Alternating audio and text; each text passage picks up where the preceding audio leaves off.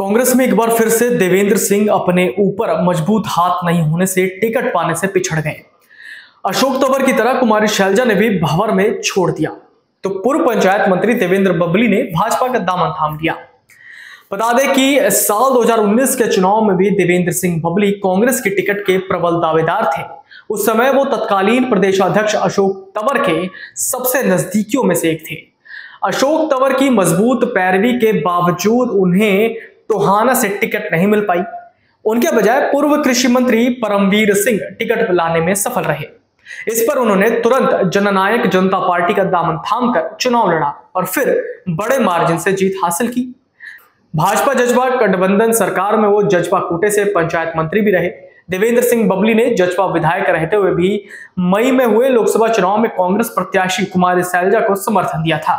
उन्होंने अपने संगठन जागो दिशा सही सोच नई के बैनर तले बाकायदा कार्यकर्ताओं की बैठक बुलाकर शैलजा का समर्थन देने की घोषणा की थी।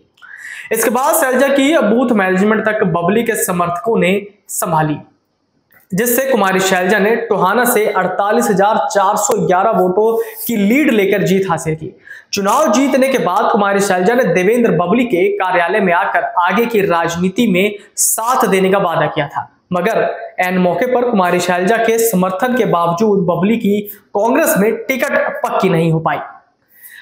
पूर्व पंचायत मंत्री देवेंद्र सिंह बबली ने बेशक सोमवार को दिल्ली में भाजपा की सदस्यता हासिल कर ली, मगर उनकी चुनौतियां यहां भी काम नहीं आई। हालांकि यहां से भाजपा के कद्दावर नेता और पूर्व प्रदेश अध्यक्ष सुभाष बराला के राज्यसभा में जाने के बाद भाजपा के पास टोहाना से विधानसभा चुनाव के लिए टिकट का कोई मजबूत दावेदार नहीं था। ऐसे में पार्टी बबली को टिकट थमाकर मैदान में उतार सकती है। इससे भाजपा को टोहाना में मजबूत जाट चेहरा मिल गया है। टोहाना में भाजपा में सामंजस्य बैठाने में बबली के समक्ष सबसे बड़ी चुनौती रिश्ते में उनके दादा सुभाष बराला व उनकी टीम ही रहेगी। सुभाष बराला के साथ देवेंद्र बबली की जबरदस्त खींचतान रही है।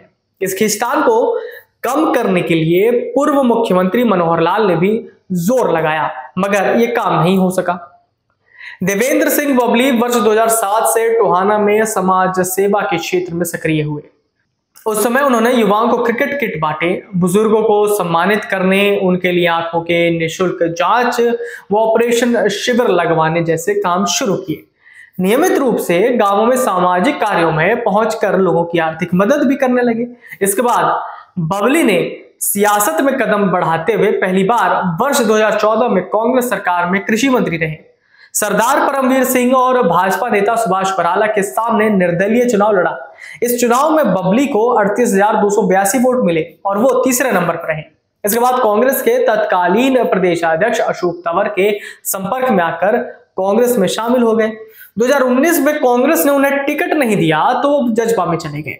2019 में देवेंद्र बबली ने 1,752 वोट हासिल किया। उन्होंने भाजपा के तत्कालीन प्रदेशाध्यक्ष सुभाष बराला को 52,000 से अधिक वोट से हराया।